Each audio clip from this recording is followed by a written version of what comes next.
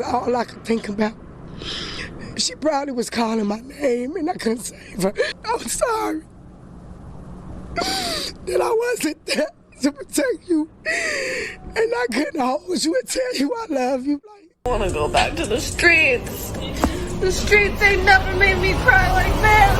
I'm off these motherfucking drugs. I be tripping if a motherfucker run up on me, boys. I be. At the tender age of 17, Cheyenne Washington radiated beauty and vitality, yet beneath her outward charm lay a poignant narrative of struggle. Her social media presence painted a portrait of a troubled youth hurtling toward adulthood with an innocence that belied her years. Tragically, the vibrant hues of her existence were abruptly muted when her one-year-long relationship with her boyfriend culminated in a devastating act of violence. Left in the wake of her untimely departure, her family found themselves adrift amidst the wreckage of shattered dreams, while her infant son faced the stark reality of growing up without his mother's embrace. Welcome back to the American Crime Femicide channel. Please like, subscribe, share, and hit the notification bell for future uploads. Cheyenne, affectionately known as Aaliyah, graced the streets of Chicago, Illinois, with her presence from the moment she entered this world. In her youth, she exuded joy, articulacy, and an infectious zest for life. However, as the years passed, the snapshots and videos she shared on social media unveiled a stark reality. A young soul deeply entrenched in the gritty tapestry of street and gang life in Chicago. Her online presence painted a vivid picture: videos proudly claiming affiliation with a particular gang, footage capturing clashes between teenagers and law enforcement, and a cascade of Facebook posts hinting at tumultuous relationships within her romantic entanglements and immediate family. While the arrival of her child should have been a beacon of joy, the burden of parenthood at such a tender age, before completing her education and achieving emotional maturity, weighed heavily upon her shoulders. Nevertheless, she embraced the challenges thrust upon her by motherhood, navigating the turbulent waters of raising a son amid the pandemic with resilience and determination. According to her mother, Cheyenne embarked on a tumultuous relationship with 18-year-old Michael Cunningham nearly a year ago. Their union was marked by toxicity and should have been terminated long before tragedy struck. Despite her mother's counsel to sever ties, Cheyenne remained steadfast in her commitment to the relationship. Little did her family anticipate the depths of darkness lurking within Michael, who ultimately proved capable of extinguishing Cheyenne's light. On March 8, Cheyenne ventured to Michael's home, where he resided with his siblings and parents. As the night wore on, Cunningham's demeanor turned sinister, unleashing a torrent of violence upon Cheyenne. Initial accounts revealed his chilling assertion to investigators that she appeared sluggish and under the influence of drugs upon her arrival. Yet, upon closer examination, investigators discovered a haunting trail of old and fresh bruises on her face, neck, and shoulders, painting a grim picture of her final hours. The Cook County medical examiner determined she was a homicide victim, killed by asphyxiation and assault. Cunningham later admitted to strangling Washington on 2 separate occasions in his bedroom, according to prosecutors.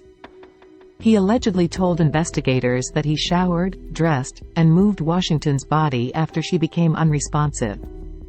Because all I could think about, she probably was calling my name and I couldn't save her. The bond with her first daughter is forever broken. Gone with her are kisses that will never peck the cheeks Your mommy kiss. of 1-year-old Cheyenne. It's devastating because one day I'm going to have to eventually tell him. The infant's mother, Cheyenne Washington, police say was found Saturday unresponsive after allegedly being strangled in this first-floor apartment on Washtenaw near 13th in Douglas Park. The 17-year-old was taken to nearby Mount Sinai Hospital where doctors couldn't save her. And what was so bad that you had to take her life like that, man? Before the tragic discovery, Elena Bell tells me her daughter was having confrontations with someone who lives in the unit where police say she was eventually killed. I spoke to her about it. I said, I don't think it's a good idea. I think y'all should end that. It's toxic. You still young. You got your life ahead of you. A life now gone, but the pain everlasting. I'm sorry that I wasn't there to protect you, and I couldn't hold you and tell you I love you. We are learning more about what led up to the death of a 17-year-old girl in the city's North Lawndale neighborhood, and we do need to warn you, the details are disturbing. Her boyfriend, who is charged in her murder, appeared in court today. WGN's Alyssa Donovan is live at 26th in California with more. Alyssa.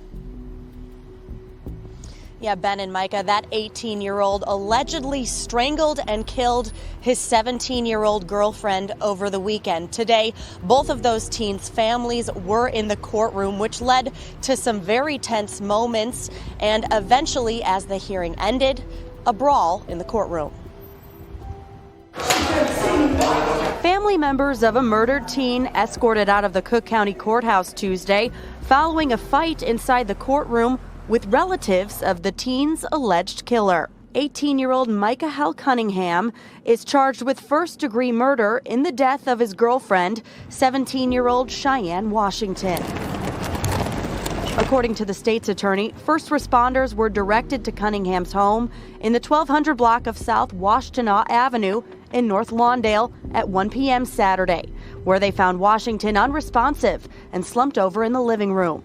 The 17-year-old had old bruises, new bruises, and visible trauma to her face, neck, and shoulders. The Cook County medical examiner ruling she died from asphyxia and assault. During today's hearing, the prosecutor said Washington had stayed the night at Cunningham's, where they smoked weed in his bedroom before falling asleep.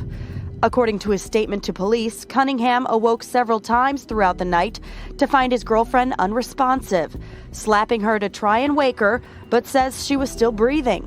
In the morning, she would not wake up, so he contacted her brother, who called police. Cunningham was taken into custody, and police say he admitted to strangling Washington on 2 separate occasions. Stains believed to be her blood were also discovered in his room.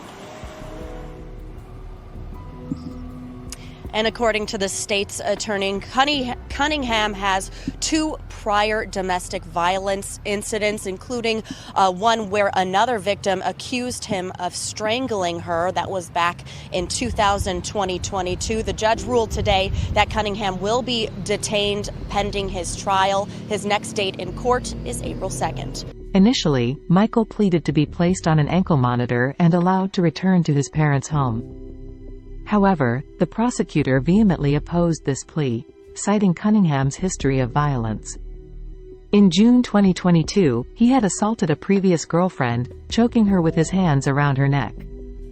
Consequently, Michael was remanded to state detention, facing charges of first-degree murder, a crime carrying a minimum sentence of 20 years. The family has initiated a GoFundMe campaign to help cover the costs of Cheyenne's burial, further underscoring the financial strain amidst their profound grief. While the wheels of justice turn swiftly in this case, their pace offers little solace to those left shattered by the loss of Cheyenne. As her grieving family gathers to bid their final farewells to Washington, let us envelop them in our thoughts and prayers. May this tragic event serve as a catalyst for building a community rooted in positivity and love, free from the scourge of domestic violence that claimed Washington's precious life. May Cheyenne Washington rest in peace.